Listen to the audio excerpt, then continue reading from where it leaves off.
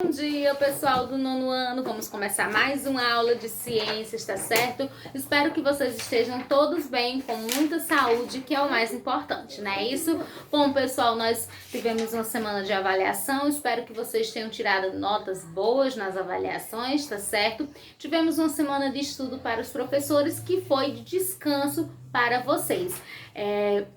Espero que vocês tenham descansado bastante para agora a gente começar com força total, tá certo? Pessoal, nós vamos iniciar o quarto bimestre agora, né? Então é a última fase desse ano. Eu sei que todos estão cansados, mas nós temos que nos esforçar mais um pouquinho para encerrar o nosso ano, tá certo? Então assistam a videoaula com bastante atenção e não esqueçam de fazer as atividades, porque as atividades, além de ser a frequência de vocês, também é nota para prova, tá bom? Então nós vamos seguir o nosso conteúdo.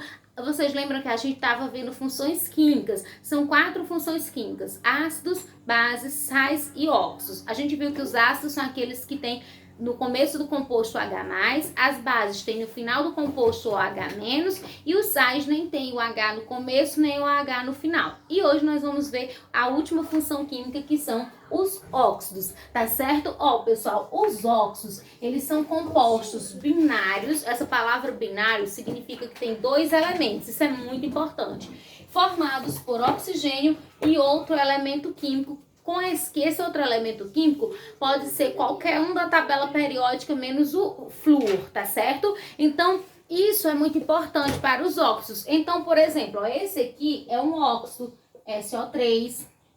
A água é um óxido, apesar de que a gente não diz assim, me dê um copo de óxido para eu beber, não é isso? A gente diz, me dê um copo de água. Mas a água é um óxido, o trióxido de enxofre, o CO2, que é o gás, que é o dióxido de carbono, que é conhecido como gás carbônico. E aí o que eu quero que vocês prestem atenção, que em todos esses compostos que eu coloquei aqui, vocês possam ver que só tem apenas 2 elementos químicos. Por que que eu tô dizendo isso para vocês prestarem atenção? Porque tem alguns compostos químicos que têm o oxigênio na sua composição, mas eles não são óxidos. Por quê? Porque eu tenho mais de 2 elementos químicos, tá certo? Então, para ser óxido, precisa ter apenas 2 elementos químicos, e um deles é sempre o oxigênio, tá certo? Então aqui eu tenho oxigênio, aqui eu tenho oxigênio e aqui eu tenho oxigênio. Então essa é a definição dos óxidos: compostos químicos binários, né, que só tem 2 elementos, e um deles é sempre o oxigênio, e o outro é qualquer elemento da tabela periódica que não seja o flúor, tá certo?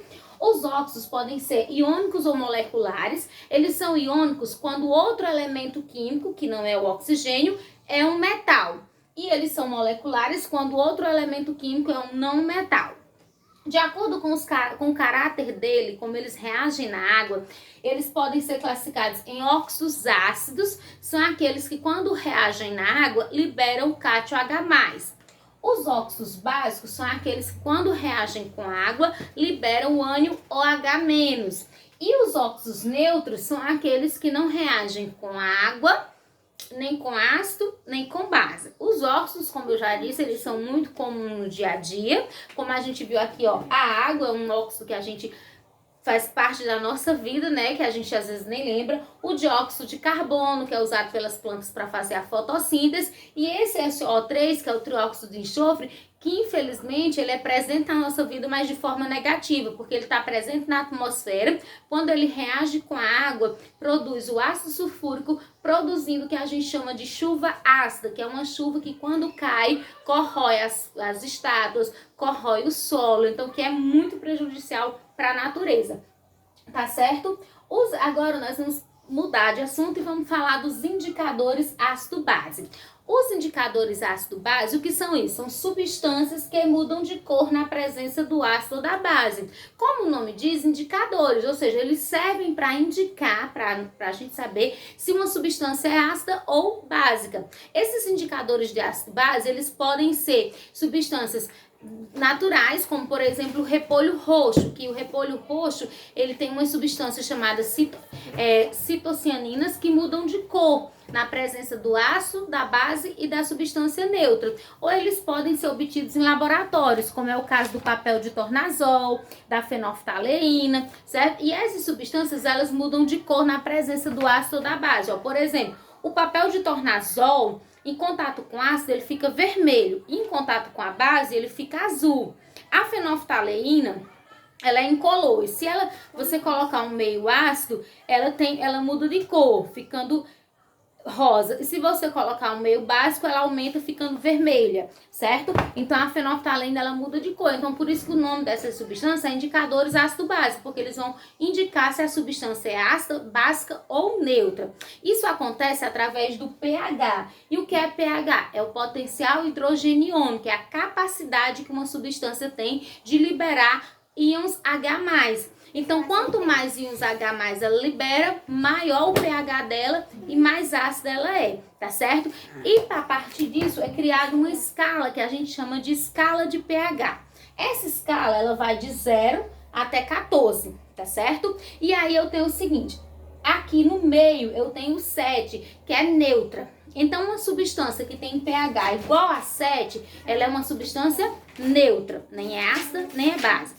Agora, uma substância que tem um pH que vai de 0 a menor que 7, eu digo que ela é ácida. E uma substância que tem um pH que vai de maior que 7 até 14, eu digo que ela é uma substância básica. E essa escala existe para medir a acidez ou a basicidade de uma substância, para dizer se ela é ácida ou se ela é básica.